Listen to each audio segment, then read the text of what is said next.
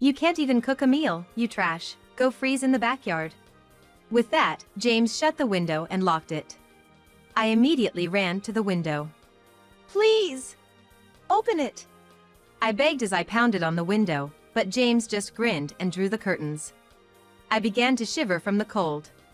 I could feel my body, which had been warmed by the heater until just a moment ago, rapidly losing its warmth. What am I gonna do? If it continues this way, even my baby inside me. Just as I was on the verge of passing out from the intense cold and shock, a savior extended a hand to me and was like, "Are you okay?" The next day, I returned home with him. In the yard, James was freezing, naked. When I was staring in shock at the sight, Liam stepped forward. "That was what you said, wasn't it? If you can't even cook properly, then freeze outside." Liam spoke to James with a cold gaze and tone. James, shivering in the yard, couldn't even reply properly. "I'll call an ambulance out of the goodness of my heart. Emily, you want to say anything to him before it arrives?"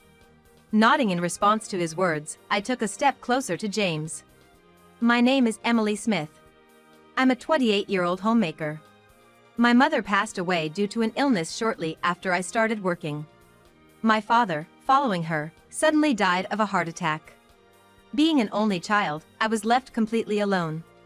The loneliness was unbearable, but I distracted myself by immersing myself in work." "Emily, are you okay? You seem to be pushing yourself." The one who reached out to me during that time was my husband, James. He had a way of comforting my grieving heart, always there to support me when I was crying alone. Then, once I had somewhat recovered, he pursued a relationship. And after dating for a few years, we got married.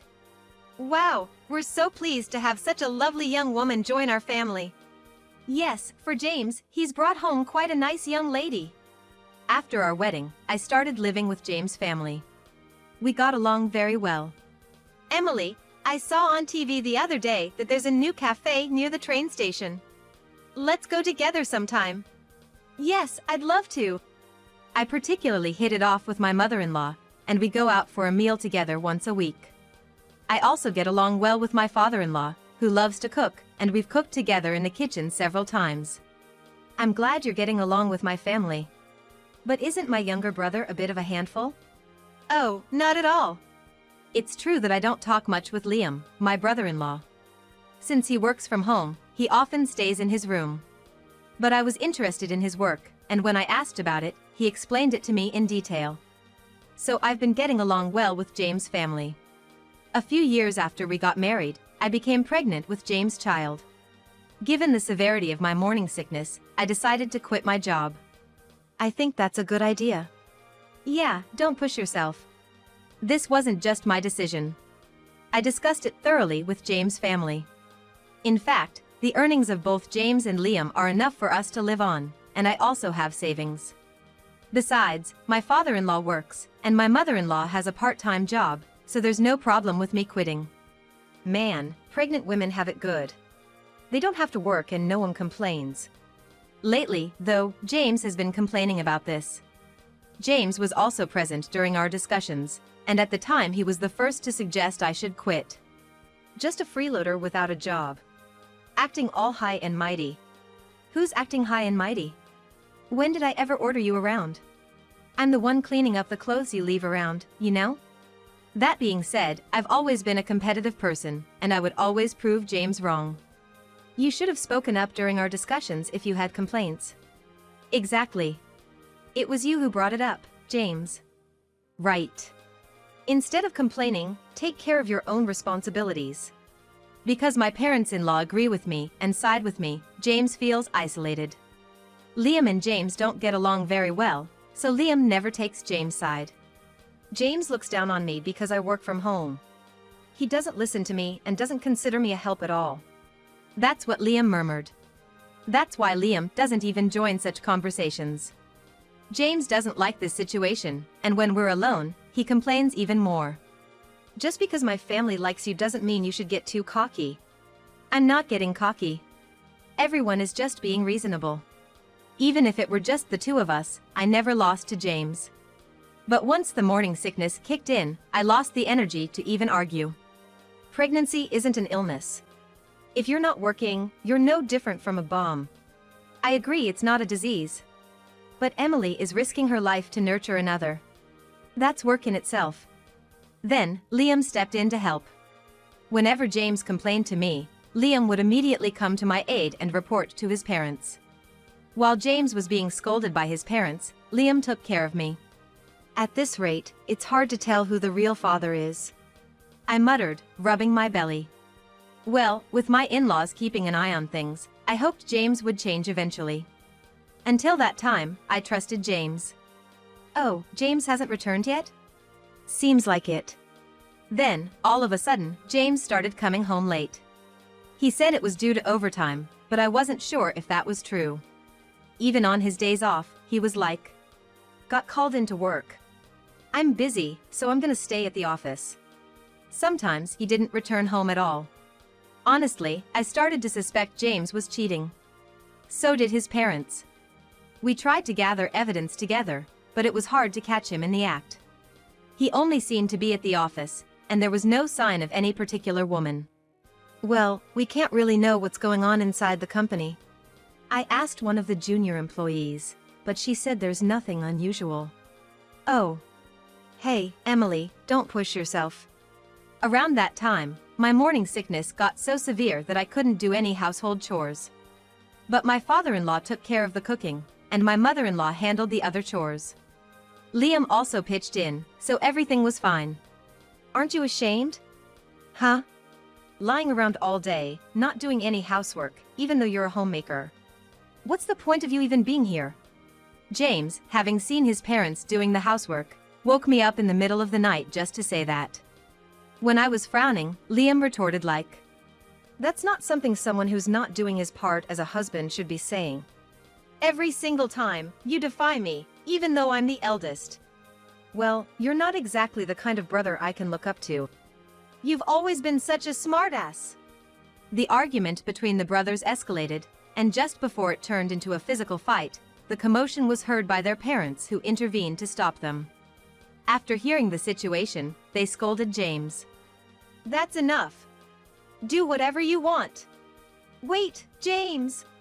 Where are you going?" Without answering me, James left. "I'm really sorry about that fool. We truly apologize." In place of James, they apologized to me, and the matter was settled there. However, James's attitude has been getting worse. Something needs to be done soon. I was at a loss for what to do. What should I do? Is everything all right? One Saturday, my mother-in-law and father-in-law had plans to travel for a local event. They had arranged this trip in advance, but they seemed concerned about James's recent behavior. "I'm worried about leaving you behind." "I'm fine. My morning sickness has settled down quite a bit." Even they were quite concerned, I saw them off with a smile and they headed off on a 3-day trip. Around the same time, Liam had some overnight commitments. "I'm sorry for leaving during such a time." "Don't worry about it. Take care and be safe." Not long after my mother-in-law and father-in-law left, Liam departed as well. That day, unusually, James was home, though he was still asleep. I was like, "Well, I've got things to do," and got up. Honestly, I was not feeling my best. But if I just lay around doing nothing, I didn't know what James might say. Thankfully, there were plenty of dishes that my father-in-law had prepped and stored in the fridge. I began cleaning and doing laundry, taking it slow and easy on myself. "Hey, breakfast." "Oh, just woke up?" James finally got up close to noon. With his hair still tousled and a grumpy look on his face, he demanded breakfast. I rolled my eyes and pulled some leftovers from the fridge. "What's that?" "Huh? You mean the leftovers your father made? You, being a homemaker, can't even cook?" That remark irked me. Why do I have to hear this?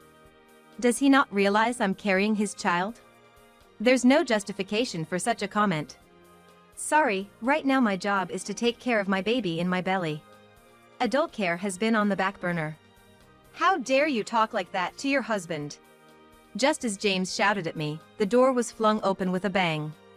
Standing there was Liam. I could hear shouting all the way outside. "You, shut in!" James shot Liam a dirty look and headed back into his room, murmuring some curse words under his breath. Just as I thought James made a noise, he seemed to leave the house. Liam sighed heavily. "You okay?" "Yeah." "What brought you here?" "I came to pick up something I forgot."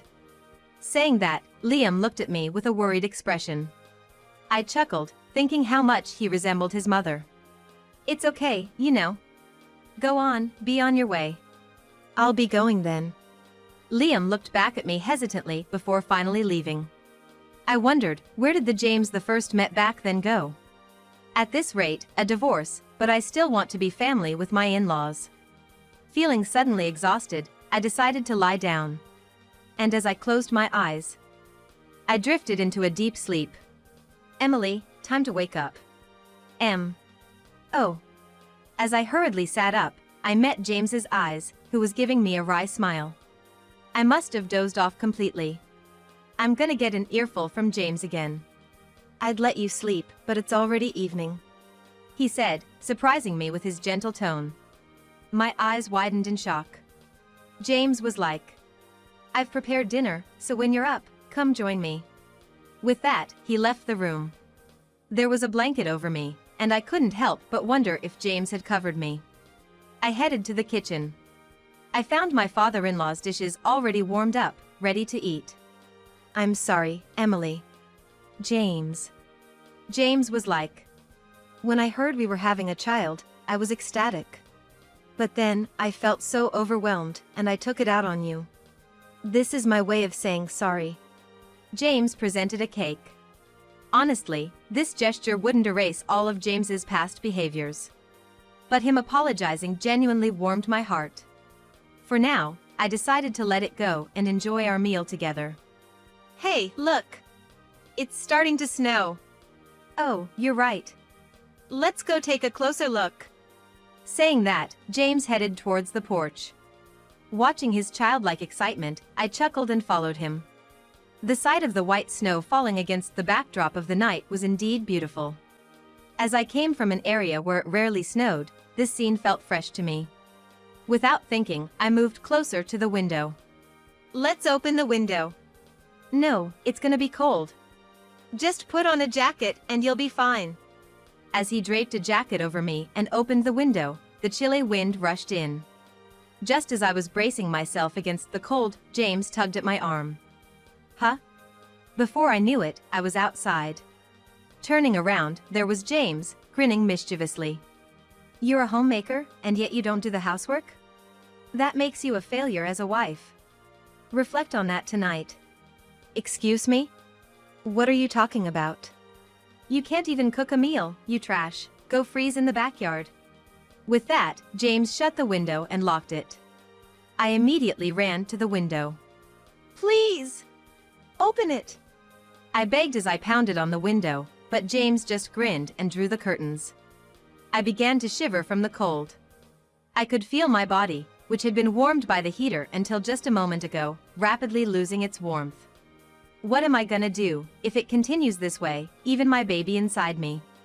Just as I was on the verge of passing out from the intense cold and shock, a savior extended a hand to me and was like, "Are you okay?" He immediately put me in the car. "Why are you out here at this time of night?" The one who helped me was Liam. Liam had been worried about James, so he came home earlier than planned. The car's heater warmed me up, and I sighed in relief. Liam was like, "We should go to the hospital, just in case." He drove me to the hospital. Thanks to Liam's quick response, fortunately, both my baby and I were fine. And while I was being examined, Liam had apparently arranged for a hotel. We were able to stay at the hotel, but Liam left and went somewhere else. I'm so relieved. "You're gonna be a strong baby, aren't you?" Feeling reassured that I've arrived at the hotel, I rubbed my belly. I was so glad nothing happened. I was exhausted, so as soon as I lay down on the bed, I fell asleep. "Oh, Emily. Are you okay now?" "Yes, completely. Thank you so much." "No worries. Shall we go?" The next day, I returned home with him. In the yard, James was freezing, naked. When I was staring in shock at the sight, Liam stepped forward. "That was what you said, wasn't it? If you can't even cook properly, then freeze outside." Liam spoke to James with a cold gaze and tone. James, shivering in the yard, couldn't even reply properly. "I'll call an ambulance out of the goodness of my heart. Emily, you want to say anything to him before it arrives?" Nodding in response to his words, I took a step closer to James. "It's because of you that our baby was almost in grave danger. I will never forgive you. Just you wait." Then James was taken to the hospital, and I asked Liam what had happened last night. After dropping me off at the hotel, Liam sneaked back home alone. At home, he found James sleeping in the living room stripped down, and a woman who appeared to be his mistress was there as well. He brought his mistress home thinking we wouldn't be around. And with you locked out, he seemed pretty confident. Liam, burning with rage, apparently threw James out of the house in his birthday suit. Liam was like, "Now see who's the real trash. Think about it all night." He then grilled the shocked mistress for information, got evidence, and forcibly sent her back to her place. It turns out she also had a family, and by the time he informed them of everything, dawn was approaching. He took a short nap in the car and then came to pick me up. That's how it all went down. I've spoken to my parents.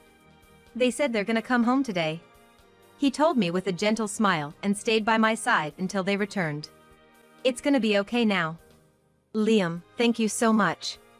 "Nah, I just did what had to be done." Thanks to him, I could feel safe at home. "Emily, I'm so sorry.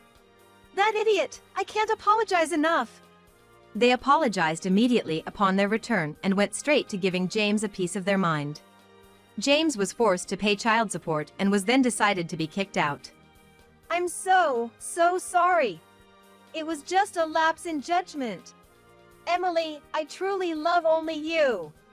But as James clung to me, I ignored him. As if it's just me. I wish he'd stop taking me for a fool. "Don't look at me like that." Suddenly, James flared up, raising his hand at me. "Enough is enough.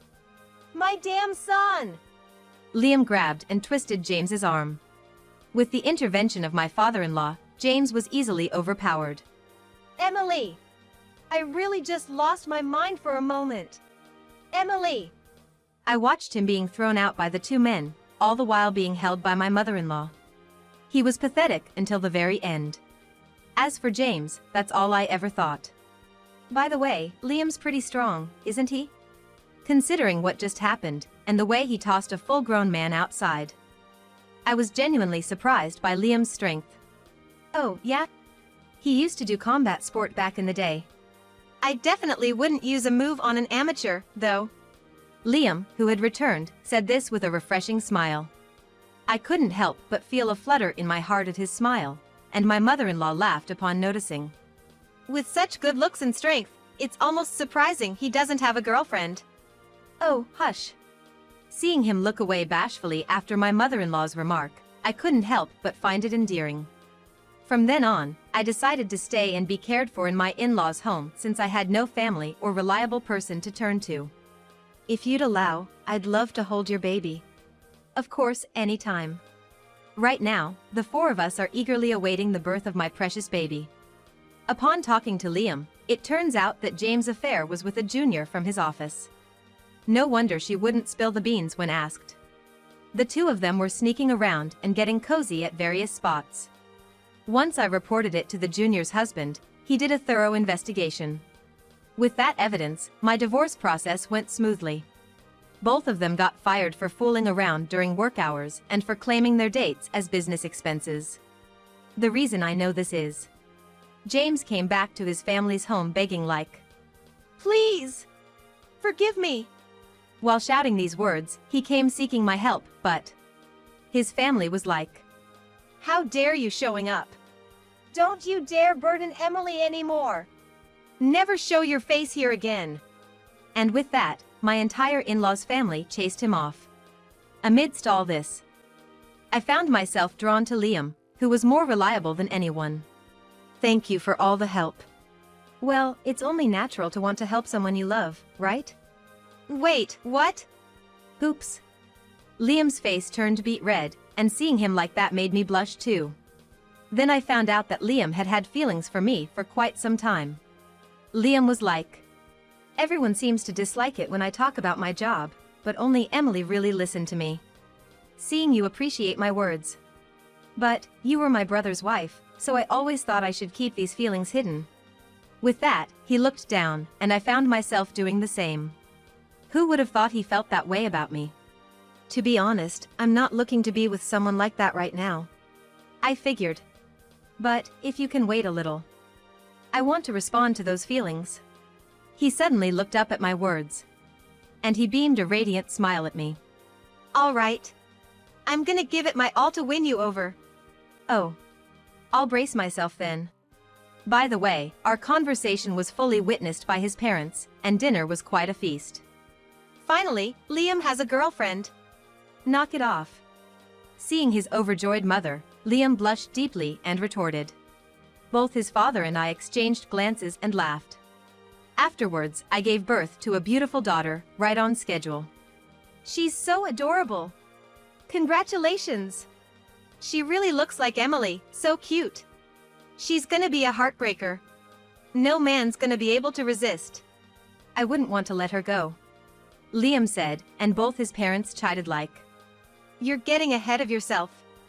I couldn't help but smile at Liam, who was fully in dad mode. Liam continued to be very supportive of me, and was actively involved in child-rearing. His parents were the same. Whenever I turned around, someone was always there looking out for my daughter, allowing me to raise her with peace of mind. And 100 days after finalized my divorce with James. I want to be her father. Please, marry me. Like your parents said, you're getting ahead of yourself. Oh, so dating first, right? Either way is fine with me. Liam's face lit up at my words. However, this was repeatedly followed by some good-natured teasing from my mother-in-law, who had seen everything. Meanwhile, James, after being fired, paid back the money he embezzled in one lump sum. Word is, he borrowed from some shady folks. And now he's gone missing, taken away by some menacing-looking men. Well, wherever he is, whatever he's up to, I just wish him the best. My in-laws are over the moon with their granddaughter, showing no concern about James. Liam probably doesn't even remember James existed. Years later, I happily remarried Liam. Our daughter calls him daddy, and Liam is absolutely smitten with her. The second one's gonna be a boy. Yeah? I mean, if he takes after me, that's cool, but a boy who looks like Emily would be awesome too. In my belly, I'm carrying our second child. Our daughter is super excited about becoming a big sister. Now, the entire family is brainstorming names. Looks like our daughter's suggestion might win though. I'm gonna make Emily, our daughter, and the new baby happy. You better include yourself in that too, you know? We plan to live happily ever after. All 6 of us, living in harmony and having fun. That's the promise Liam and I have made. We're looking forward to going out as a family once this baby is born.